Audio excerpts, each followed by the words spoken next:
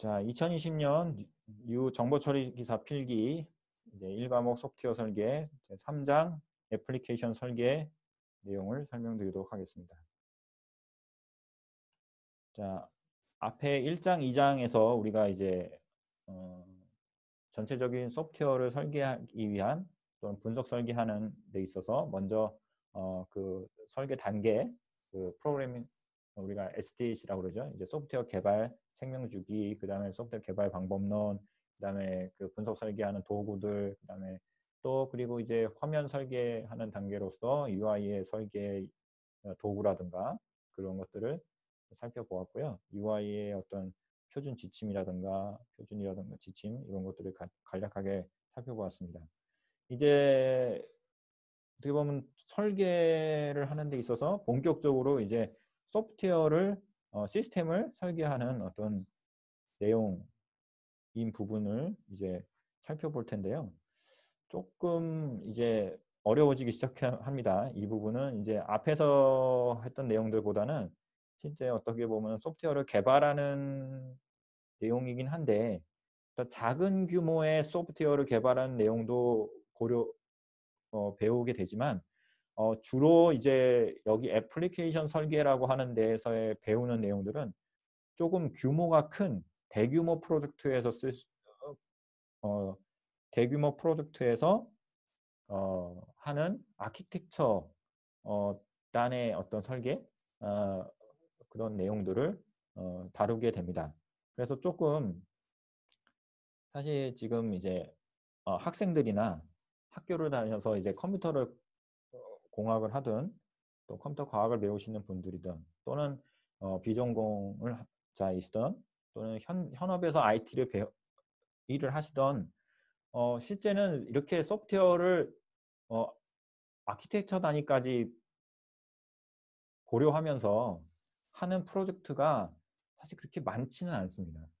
그러니까 정말 뭐 100억 단위의 어떤 최소한 60억 이상, 뭐 50억 이상의 어떤 대규모 프로젝트인 경우에 대부분 이제 뭐 아키텍처까지 고려하면서 설계를 하죠. 그래서 아키텍트가 참여하는, 그러니까 설계자 단순히 분석 설계하는 분석 설계자 정도 참여하는 게 아니라 팀으로 짜서 어떤 프로젝트가 진행이 되는데 팀 인원 자체가 어마어마한 거죠. 그러니까 뭐 쉽게 말하면 한 회사가 움직일 정도의 어떤 프로젝트. 보통 보면은 뭐 그냥 뭐 프로젝트 단위 하는 프로젝트 뭐 10억 이하라든가 이런 프로젝트는 뭐 한 요즘은 5명, 뭐 3명 뭐 이 정도만 해도 다 만들 수 있어요. 근데 뭐 100억 단위라든가 1000억 단위의 프로젝트는 대부분 뭐 20명, 30명 뭐 급기야는 뭐 50명 이상 되는 그런 인력이 투입이 돼서 그 프로젝트를 하게 되거든요. 그러면 이제 그렇게 됐을 때 실제 이제 실제 큰 건물을 하나 짓는다고 가정하고 생각하시면 이런 아키텍처라는 것이 왜 필요한가라는 개념으로 접근할 수 있을 것입니다. 그래서 소프트웨어 규모가 큰 경우에 어떤 내용이라고 생각하시면서 이제 소프트웨어 설계 파트에서 사실 이제 소프트웨어 아키텍처라는 내용이 이제 나오기 시작합니다. 그래서 소프트웨어 아키텍처라는 거는 말 그대로 좀 건축에서 차용된 용어들이라고 볼 수 있어요.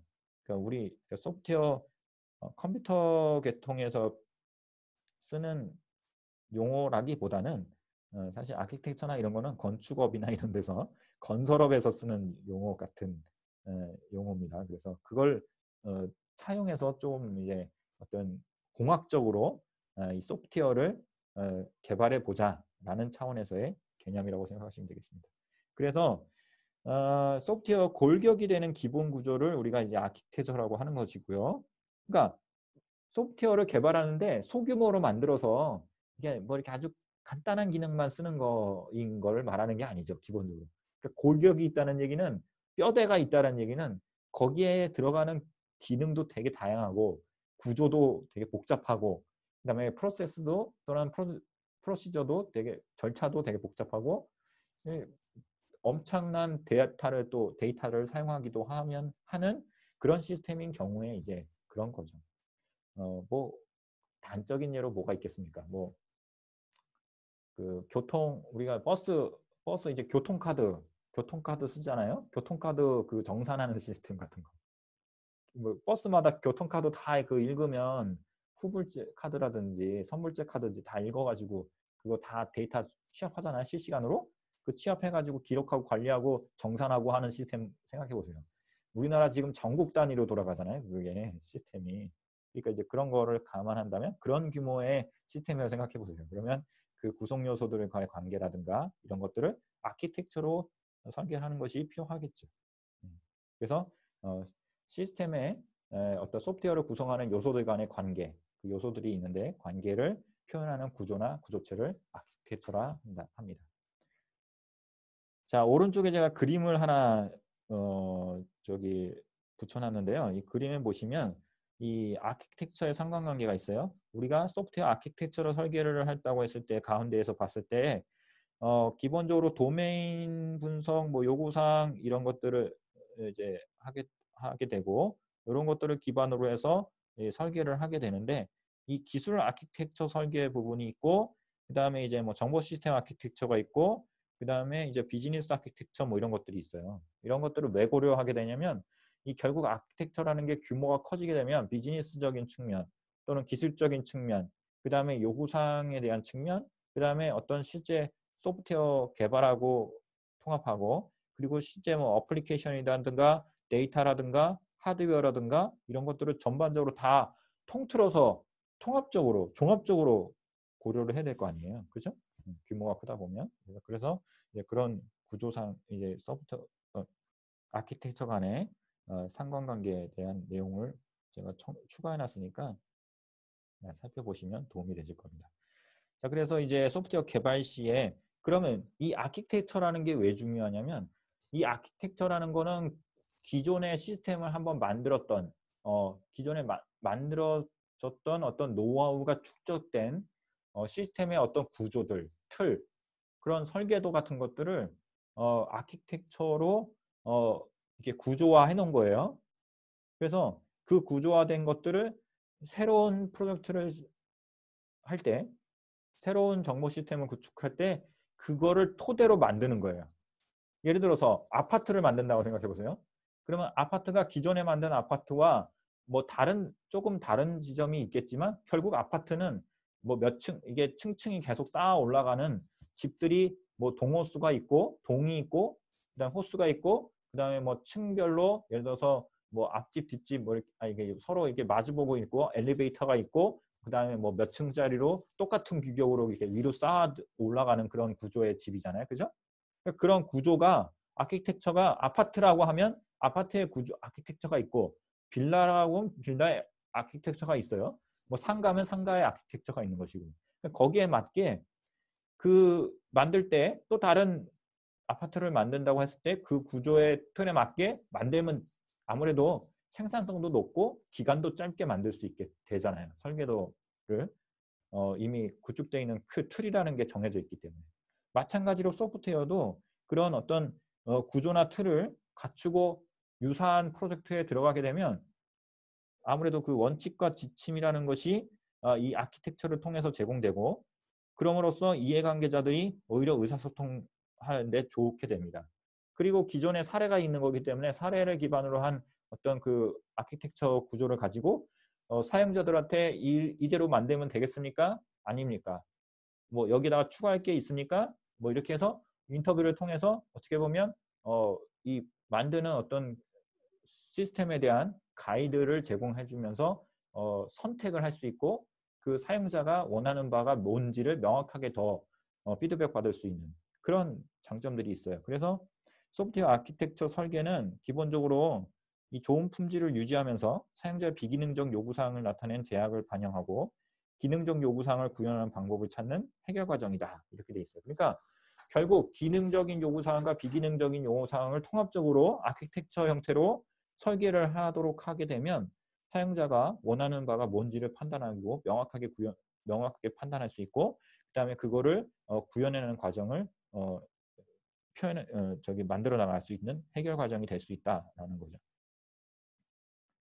그다음에 이제 뭐 애플리케이션의 뭐 분할과 모듈 뭐 이런 거에 대한 내용이 나오고요. 자, 여기 밑에 보면은 이제 기본적으로 아키텍처를 설계할 때 우리가 기본적인 어떤 컨셉이 있는데 설계의 원리라는 것이 있어요. 원리. 우리가 컴퓨터를 설계를 할 때 아키텍처 중심으로 설계를 했다고 했을 때는 이런 분할과 정복, 추상화, 단계적 분해, 모듈화, 정보 운입 요게 아주 기본 컨셉이에요. 기본 컨셉. 소프트웨어를 설계할 때 어떤 노하우가 축적된 그러니까 위험을 극복한 리스크를 없애는 그리고 빠른 시간 내에 생산성 있게 소프트웨어를 설계할 수 있는 어떤 방법이죠. 메소드, 방법론이죠. 그 추상화라는 것은 문제를 전체적으로 이제 포괄적인 개념으로 설계한 다음에 차례로 세분화해서 하는 거를 구체화하는 거. 전체 그러니까 포괄적인 거를 개념화하고 그 다음에 이제 구체적인 것들을 설계해 나가는 것 관점들 이런 틀이 바로 추상화라고 할 수 있고요. 단계적 분해라는 것은 이제 하향식 설계 전략으로서 상위의 이제 개념을 먼저 정리하고 그다음 하위의 개념으로 구체화하는 방법이 있고 그 다음에 모듈화는 이제 어떤 특정 기능들이나 이런 것들을 수정이나 재사용할 수 있도록 유지 관리할 수 있도록 모듈을 단위로 나누는 것을 말합니다. 그 다음에 정보 운용이라는 것은 내부에 있는 절차나 기능들을 갖다 감추는 거예요. 정보를 감추어서 모듈 단위로 접근하도록 해서 향후에 유지 보수하는 데 있어서 또는 수정하는 데 있어서 수정하게 하는 것이고 또 그 다음에 어떤 모듈 간의 데이터를 조회하는 데 있어서 혼선이라든가 또는 데이터 서로 이렇게 정보를 음닉하게 해서 어떤 모듈 간의 관계성을 조금 서로 독립적으로 유지하게 해서 어떻게 보면은 단위 개발할 때도 그 모듈 단위로 병행 개발할 수 있게 하는 구조가 되고요. 모듈과 모듈이 이렇게 서로 이렇게 엮여져 있거나 정보가 너무 오픈돼 있으면 그거를 만드는 사람이 하나의 모듈을 한 사람이 만드는데 이 모듈이 예를 들어서 100개라고 보세요. 그럼 100명이 만들어야 되잖아요. 만약에 이렇게 너무 비유가 좀 너무 큰데 뭐 모듈이 10개인데 한 모듈을 한 사람이 만든다고 생각하면 10명이 필요하잖아요. 근데 만약에 그 이제 모듈과 모듈이 이렇게 엮여져 있으면 정보 은닉이 안 돼 있으면 그 각각의 만드는 사람들끼리 서로 막 의사소통도 해야 되고 그 의사소통하는 그 관계가 사람이 늘어나면 늘어날수록 더 복잡해져요. 그러니까 생산성이 떨어지게 됩니다. 자, 그 다음에 소프트웨어 아키텍처 설계 과정입니다. 소프트웨어 아키텍처 설계. 그러니까 소프트웨어 설계와 아키텍처 설계는 조금 달라요.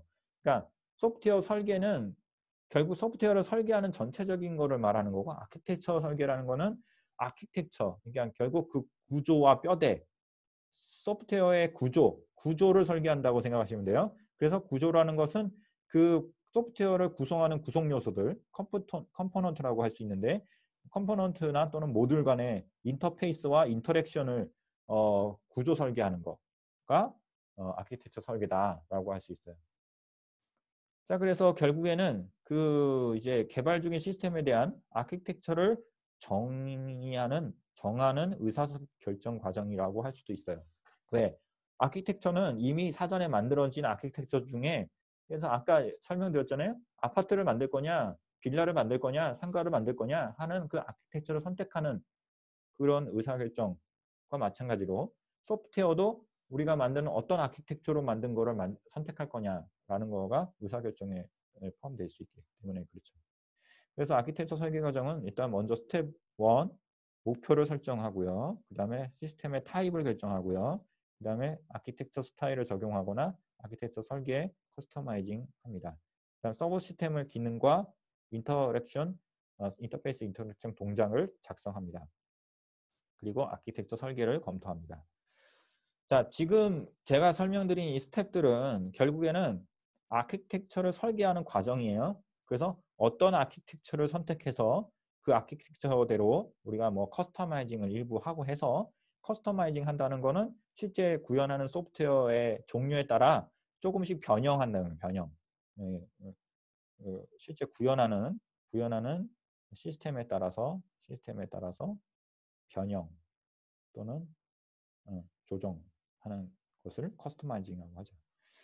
자, 그래서 이제 설계 목표를 설정한 다음에 시스템 타입을 결정하죠. 어떤 타입의 시스템을 만들 건지 결정한 다음에 그 시스템 타입의 특성에 따라서 결정한 다음에 거기에 따라서 실제 아키텍처 스타일 저장소라는 게 있어요. 이건 뭐냐면 기존에 만들어 왔던 그런 축적된 아키텍처 스타일들이죠. 스타일이라는 것은 어떤 틀이에요. 틀, 스타일, 방식들.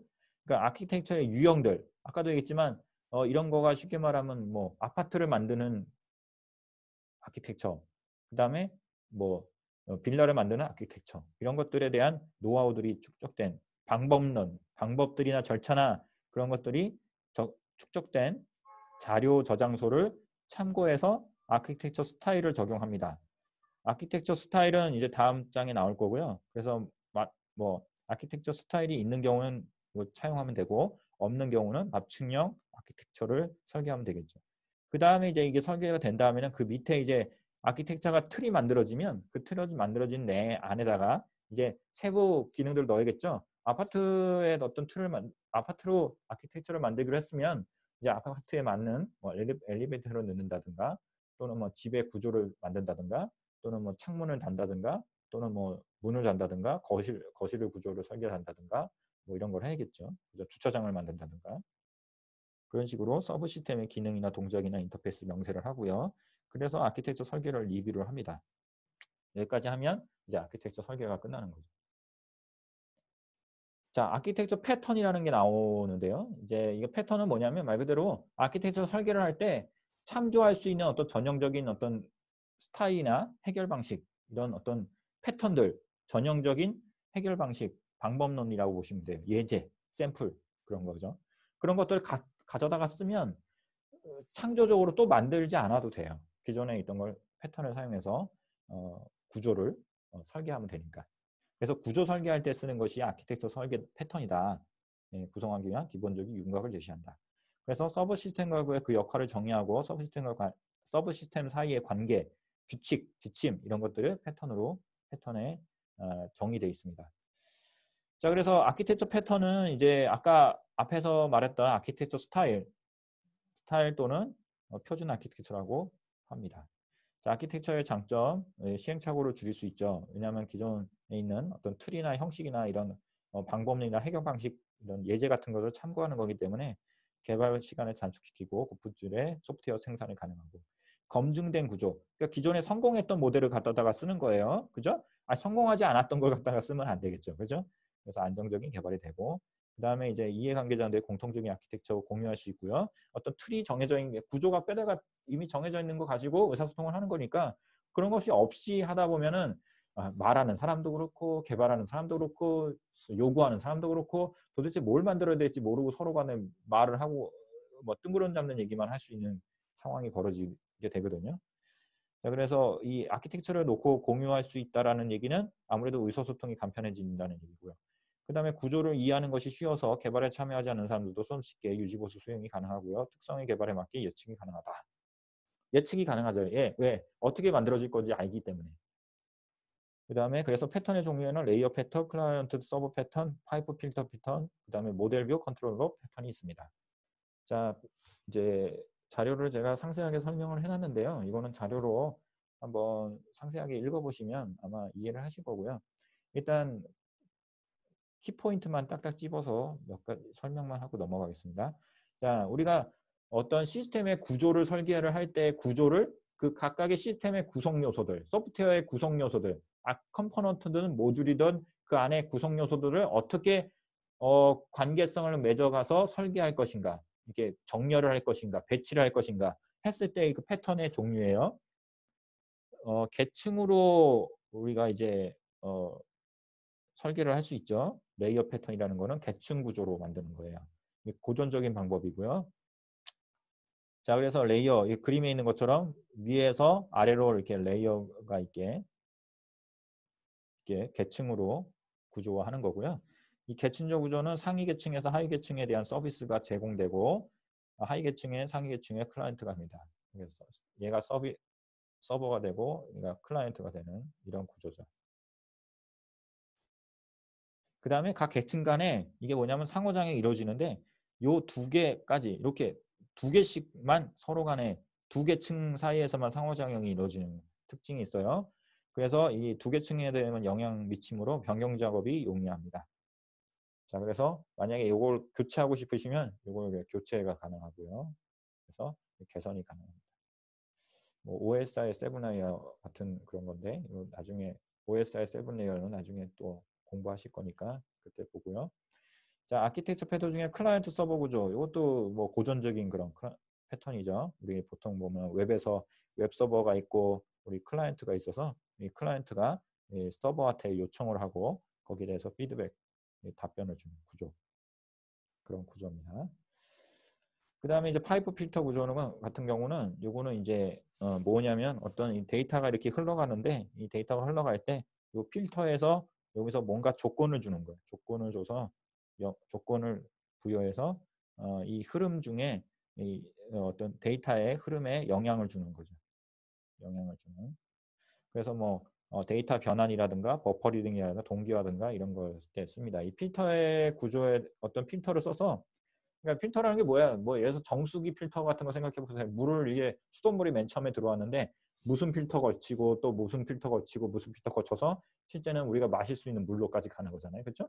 그래서 거기서 뭐 어떤 필터에는 예를 들어서 물 정수기에 보면 어떤 필터에는 뭐 예를 들어서 거기서 뭐 유해 물질을 제거하는 필터 또 하나는 뭐 무슨 뭐 이렇게 뭐 그 우리 수돗물에는 뭐가 있냐면 뭐 이렇게 불소라든가 무슨 이렇게 화학약품 같은 것들이 들어있어요. 수돗물에. 그러면 그런 화학약품을 제거하는 필터.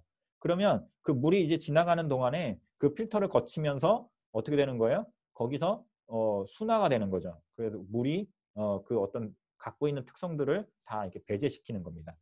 그런 비슷한 그런 구조라고 보시면 돼요. 어떤 데이터를 보내는데 각각의 어떤 조건을 줘서 그 조건에 맞도록 값을 변형시켜 가는 거죠.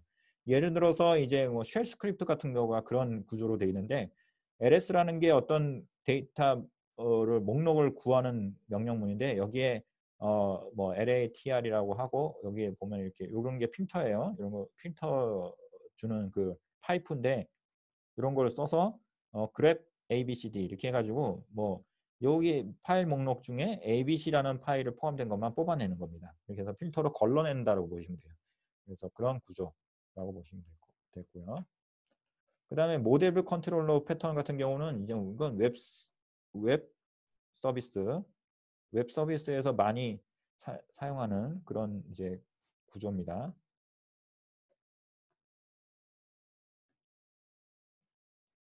웹 서비스에서 구조에서 많이 쓰는 패턴이고요. 그래서 여기 웹 모델 뷰 컨트롤러가 있는데 모델과 뷰와 컨트롤러 이 특징을 한번 보세요. 이런 거는 시험에 나올 수 있어요. 이거는 다른 것들에 비해서 모델은 핵심 기능과 데이터를 포함하고요. 뷰는 사용자에게 정보를 표시합니다. 그 다음에 뷰라는 건 보여주는 거잖아요. 그죠? 모델은 어떤 기능과 데이터에 대한 모델이다. 이렇게 생각하시면 되고 그 다음에 컨트롤러는 말 그대로 컨트롤하는 거, 제어하는 거죠. 제어.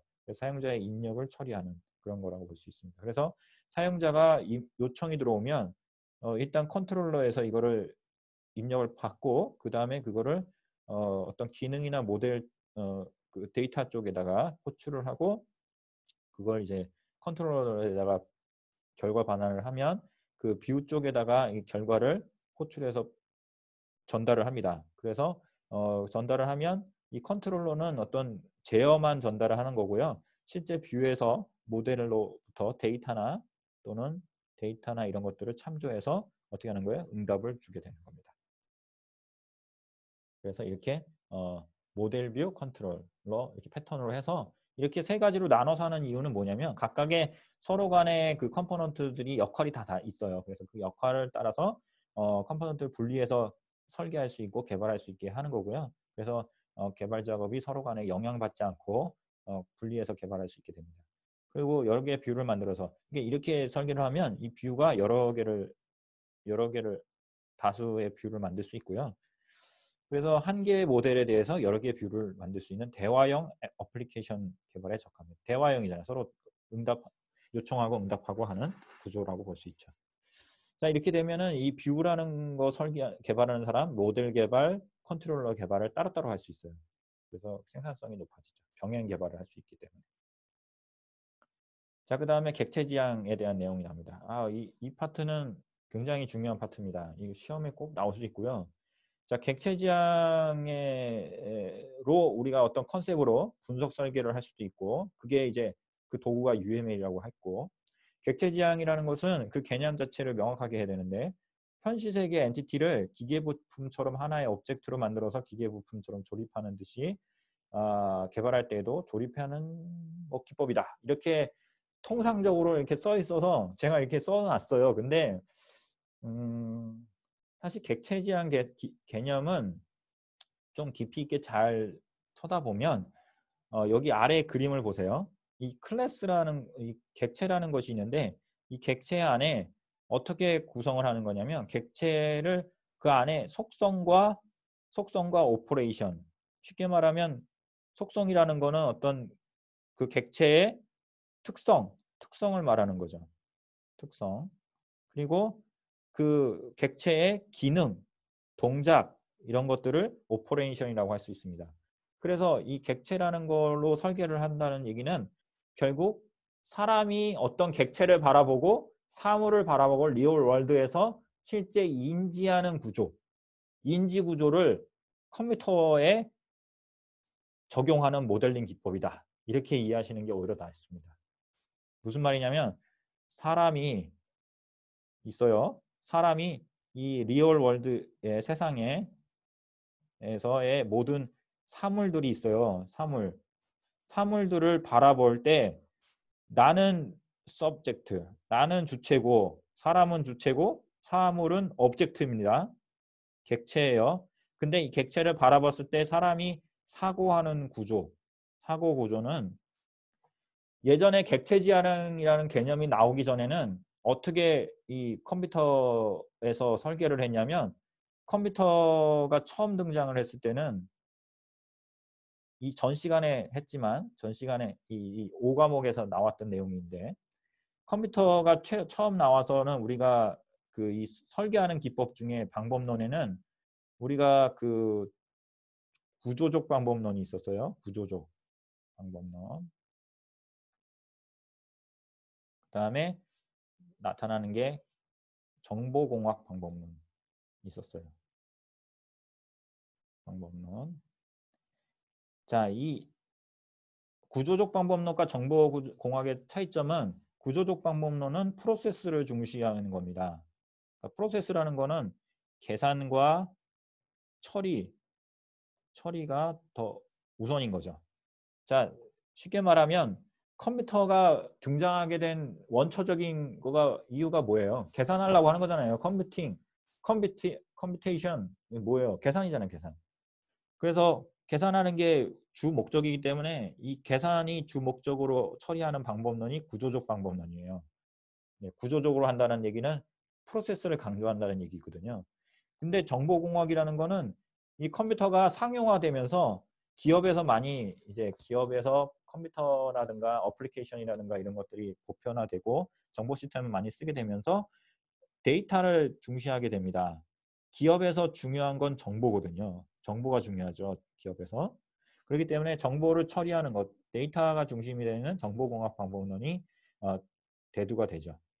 근데 이렇게 어떤 공학적인 접근, 컴퓨터의 관점에서 봤을 때는 구조적인 거, 컴퓨터 프로세스하고 데이터는 다 따로따로 분리돼서 처리됩니다. 컴퓨터는 CPU에서 처리할 때도 데이터가 전송되는 버스가 따로 있고요. 그 다음에 인스트럭션,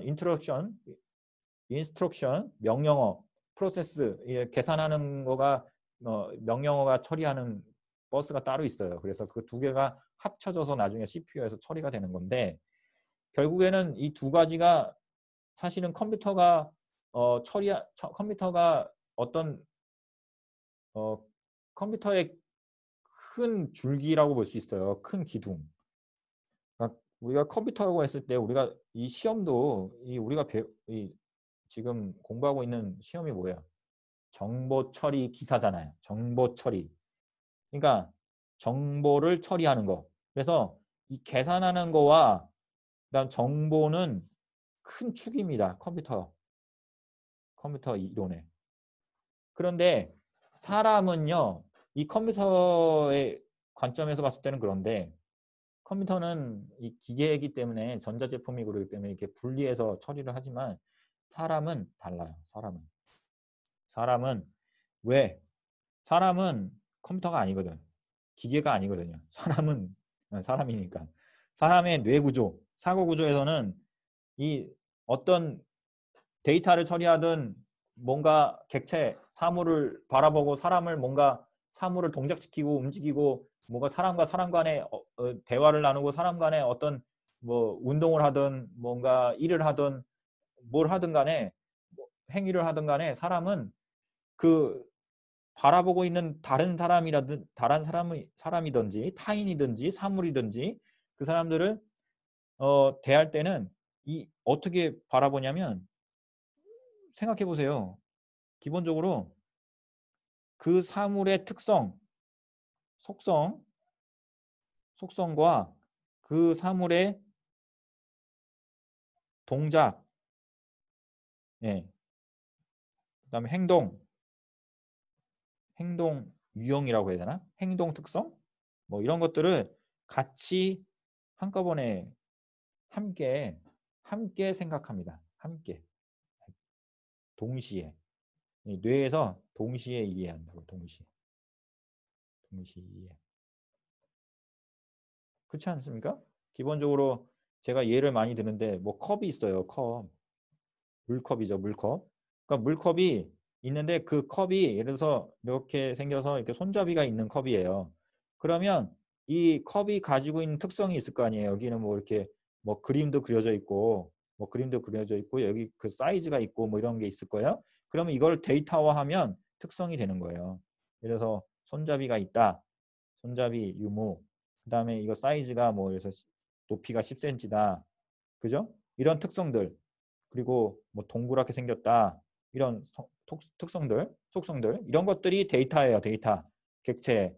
근데 이 우리가 사람을 생각할 때 모양을 머릿속으로 상상하면서 컵이 갖고 있는 용도가 있잖아요. 용도. 컵의 용도. 뭐예요? 물 먹기. 물 먹는 도구잖아요. 물 먹을 때 쓰는 도구잖아요. 그죠? 그러니까 물 먹는 행동, 행위 이런 것들도 같이 우리는 사고로 이해를 합니다. 동시에. 그래서 그거를 컴퓨터에서 돌아갈 수 있는 구조로 컴퓨터가 이해할 수 있게 우리가 모델링을 하는 걸로 모델링 기법을 쓰는 것이 객체지향 모델링 방법이에요. 그러면 왜 이런 모델링 방법을 하게 되는 건지는 금방 이해할 수 아마 제가 길게 설명을 드린 이유가 이렇게 된 이유가 있어요. 객체지향이 요즘 많이 쓰는 이유가 아까도 얘기했지만 구조적 방법론일 때는 대부분 뭐 과학자라든가 또는 뭐 군대에서나 이렇게 이런 걸 썼다가 이거는 기업에서 많이 쓰게 되고 근데 요즘은 어떻게 씁니까? 일반 사용자들도 많이 쓰게 돼요. 그러니까 컴퓨터라든가 IT 기술이라든가 소프트웨어라는 거를 사용자가 보편화되고 쓰는 사람들이 많아지다 보니까 사람들의 사고하는 사람 이걸 컴퓨터를 이해하는 사람들 쓰는 사람들 실제 컴퓨터가 개발되는 어떤 소프트웨어들이나 이런 것들이 사용자들이 특정 영역에 있는 사람들만 기존에 썼다가 뭐 과학자라든가 군대라든가 어떤 특정 집단에서만 쓰다가 이제는 기업에서 쓰다가 이 기업이 아니라 이제 보편적인 모든 일반 사람들이 쓰게 되다 보니까 일반 사람들이 이해할 수 있는 방법으로 우리 컴퓨터의 구조, 컴퓨터가 돌아가는 동작들을 이해시켜야 될 거 아닙니까? 사람들한테. 어떤 특정 집단이 아니라 모든 사람들한테 이해시킬 수 있어야 되잖아요. 그러니까 사람들이 이해할 수 있는 구조로 설명을 해야 되잖아요. 그러니까 그래서 우리가 어떤 설계를 하는 설계 도구나 설계서 자체를 컴퓨터가 이해할 수 있는 구조가 아니라 사람이 이해할 수 있는 구조로 설계하다 보니 이런 객체 지향이 등장하게 되는 겁니다. 결론적으로. 그래서 객체 안에 이런 사람이 사고하는 구조처럼 사람이 리얼 월드에서 이루어지는 것들을 버추얼 월드로 설계할 때 쓰는 개념으로 객체 지향을 쓰게 되면 사람들도 이해할 수가 있기 때문에 그 객체 지향 기법으로 만든 UML이나 설계 기법들이나 이런 것들을 사람들한테 설명하기가 쉽다 이거죠. 이해시키기 쉽다. 그래서 여기 있잖아요. 현실 세계를 모형화해서 사용자와 개발자가 쉽게 이해할 수 있다. 서로 개발자든 개발자대로 IT의 특성, 특성, 기술의 특성 이런 것들을 살려가면서 이해할 수 있고 사용자는 사용자의 자기의 어떤 논리적인 이해 구조를 통해서 이해할 수 있게 된다라는 거죠. 그래서 이 객체 지향은 또 다른 특징이 이렇게 모듈화해서 이렇게 설계를 하기 때문에 이 구조적 기법 때문에 어떤 재사용이나 이런 것도 좋고요. 고품질의 소프트웨어를 빠르게 개발할 수도 있습니다. 그다음에 유지 보수도 하기도 굉장히 좋고요. 그다음에 이해도 좋습니다. 이해하기도 좋고 그다음에 단계적 계층적 표현을 해서 멀티미디어 데이터 병력 처리도 지원합니다.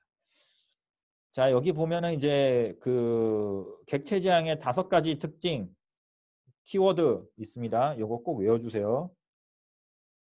이거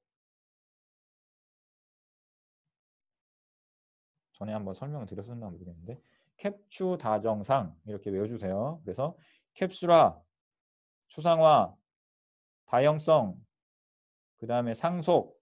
그래서 객체 지향 기법의 5가지 주요한 키워드. 그래서 캡슐화,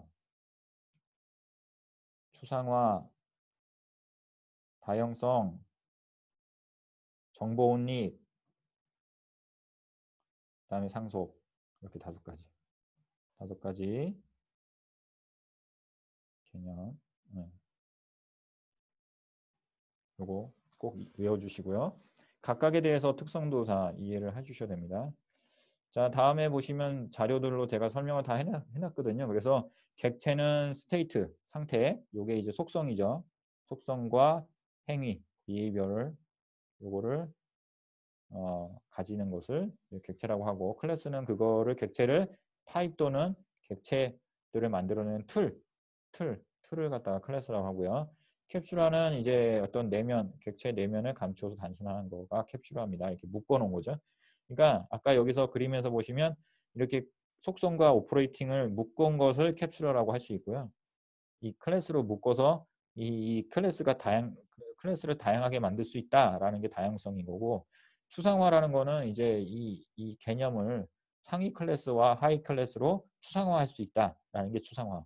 그 다음에 상위 클래스로 해서 하위 클래스한테 어떤 특성이나 그 기능이나 속성의 특성들을 전달할 수 있다. 그러니까 또는 상속해 줄 수 있다라는 거에 있어서 상속 개념.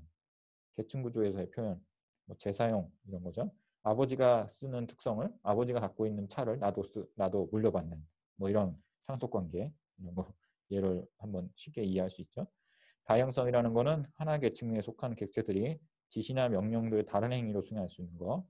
뭐 예를 들어서 더하기, 더한다 이런 다양성의 특성 중에는 우리가 더하기라는 표현을 갖다가 여기다가 숫자를 쓰면 숫자 더하기 숫자 이렇게 하면은 실제 숫자 값이 나오고 그래서 이 더하기라는 기능이 수를 더하는 기능이 되지만 만약에 문자 더하기 문자 이렇게 되면은 이 문자를 연결해주는 문자 연결해주는 기능을 하는 만약에 더하기 기능이 있다 그러면 이 플러스라는 기능이 어떻게 보면 이 하나의 클래스에서 이 각각의 특성에 따라서 다른 기능을 수행하게 되는 거죠. 그죠?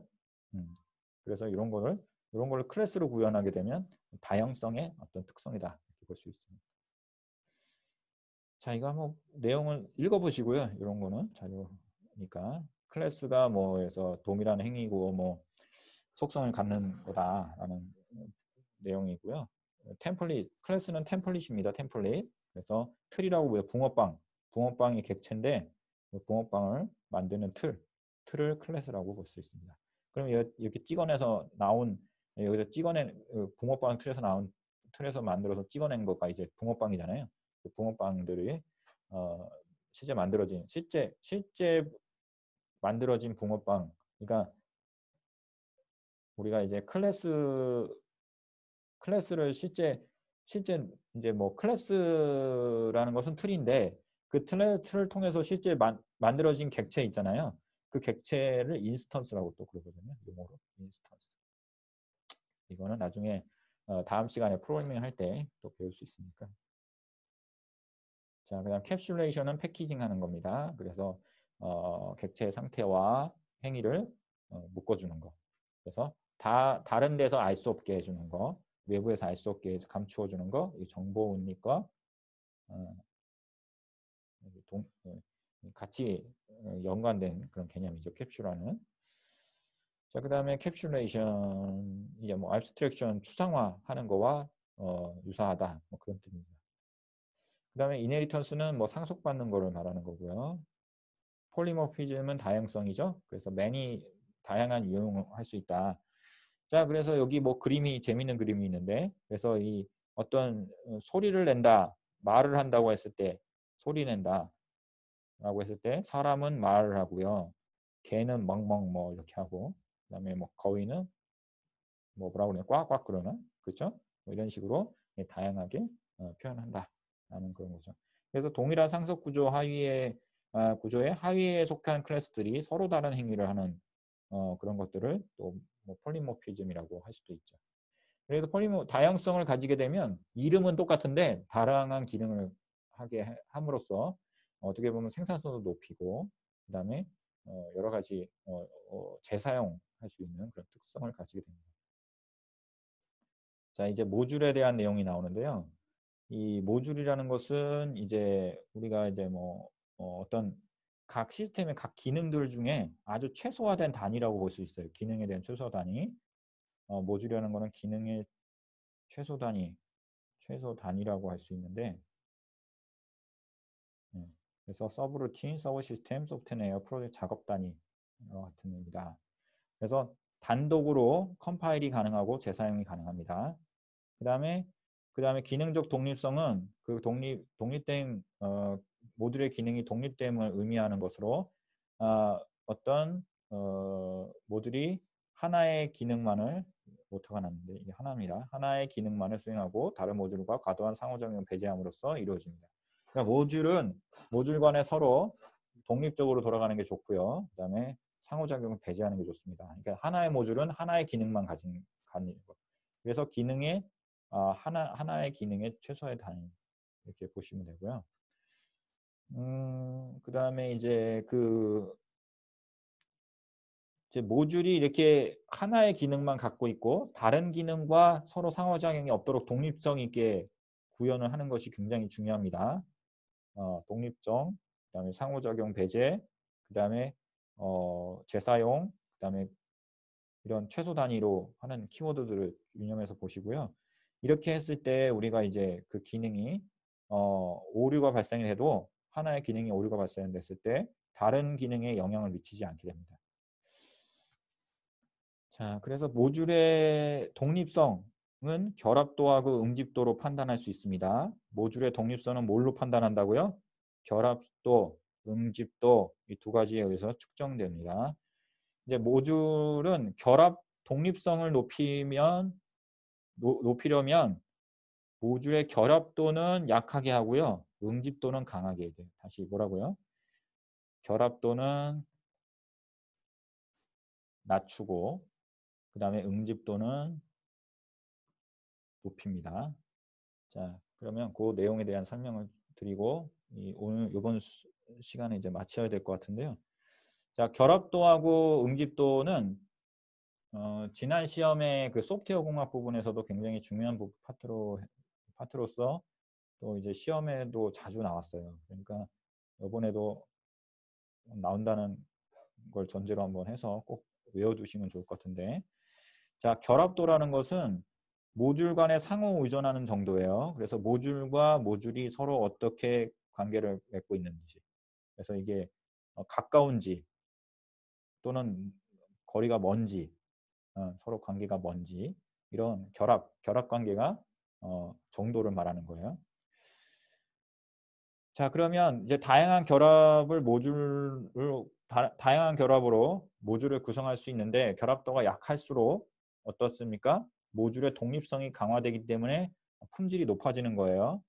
자, 그다음에 결합도가 강하면 근데 시스템의 구현이나 유지 보수가 어려워져요. 자, 아까 말씀드렸잖아요. 독립성이 떨어지기 때문에 하나의 모듈이 문제가 생기면 다른 쪽의 모듈에도 영향을 주잖아요. 결합성이 높기 때문에. 그래서 유지보수가 어렵게 됩니다. 자, 결합도의 종류에는 자료, 스탬프, 제어, 외부, 공통, 내용 이런 것도 있어요. 자, 영어로 된 것도 영어 용어도 꼭 기억해 주시고요. 요거를 외우는 방법이 있어요. 앞자만 따서 외워도 됩니다. 자스, 제외, 공내 이렇게 외워요. 그래서 결합도의 종류에는 자스, 제외, 공내 이렇게 외우시면 되고요. 그 순서는 결합도가 강함에서 약함으로 가는 겁니다. 결합도가 약한 게 좋은 거죠. 굿. 결합도가 약한 게 굿이고 bad. 예, 이렇게 되는 거죠. 그래서 약한 게 좋은 거예요. 나쁜 거에서 좋은 걸로 가는 겁니다. 자스, 제외, 공내. 자료, 스탬프, 제어, 외부, 공통, 내용. 자, 그러면 간단하게 설명드리면 좋은 게 약한 거라고 했잖아요. 내용 결합도가 약한 게 좋은 거니까 내용 결합도가 어떻게 보면 다른 모듈의 내부 데이터를 직접 수정하는 경우 이렇게 돼 있어요.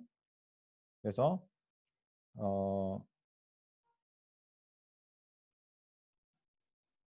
이거는 죄송한데 이거 지금 오타가 났습니다. 이럴 수가. 자, 고칠게요. 죄송합니다. 잠깐만요. 네, 다시 설명할게요. 다시. 네, 다시 설명드리겠습니다. 이게 지워지지가 않네.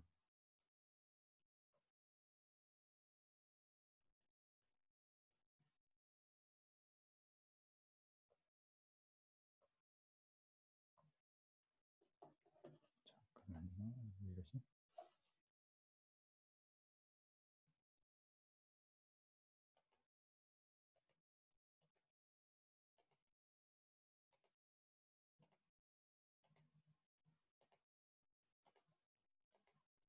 이게 저장이 돼서 안 쳐져.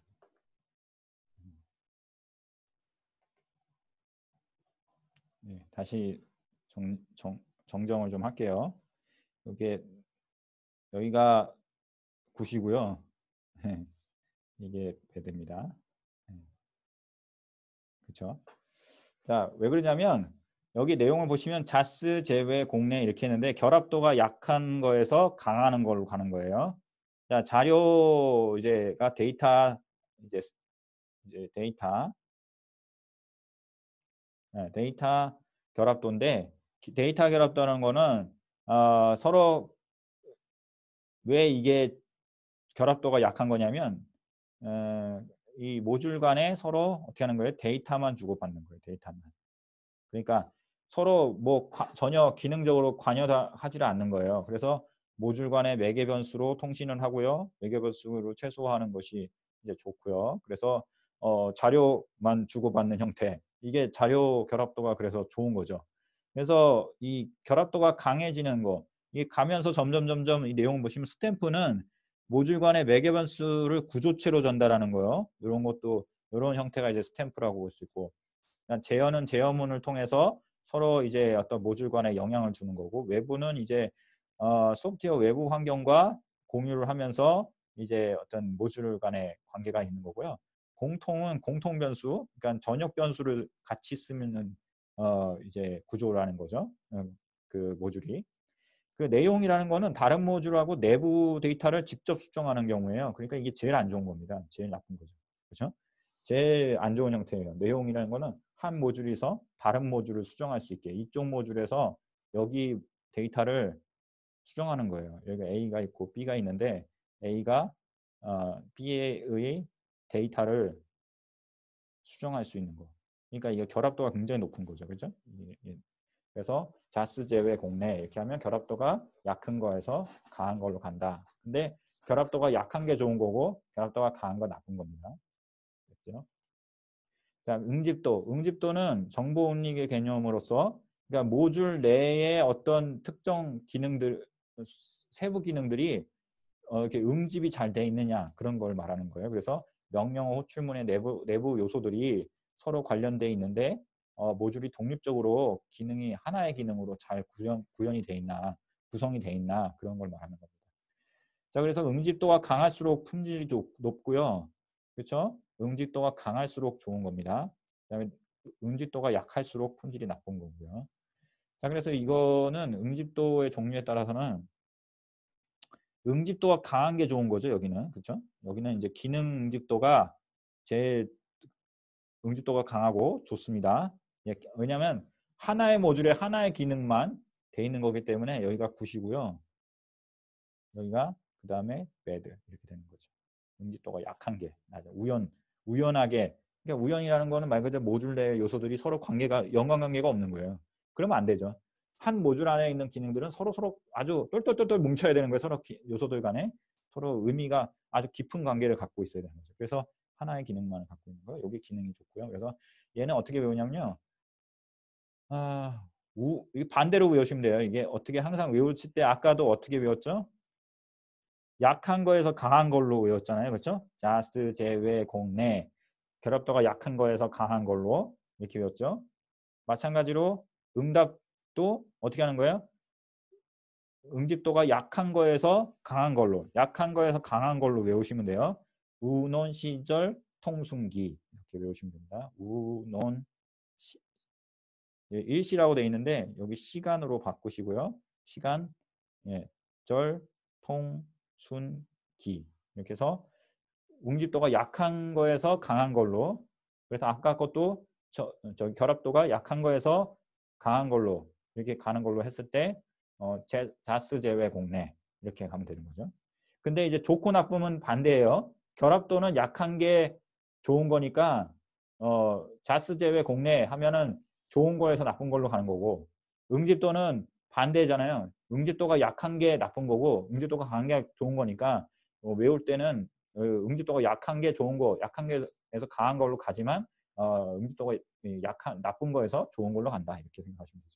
그래서 요거는 외울 때 우논 시절 통순기 이렇게 외우시면 입에 딱딱 붙죠. 네. 이렇게 해서 외우시면 됩니다. 내용은 읽어보시면 다 이해할 수 있는 내용들이고요. 자, 그래서 오늘 여기까지 해서 제3장 애플리케이션 설계 부분을 마치도록 하겠습니다. 감사합니다. 다음 이제 시간에는 제 2장과 3장을 합쳐서 수업을 진행하도록 하겠습니다.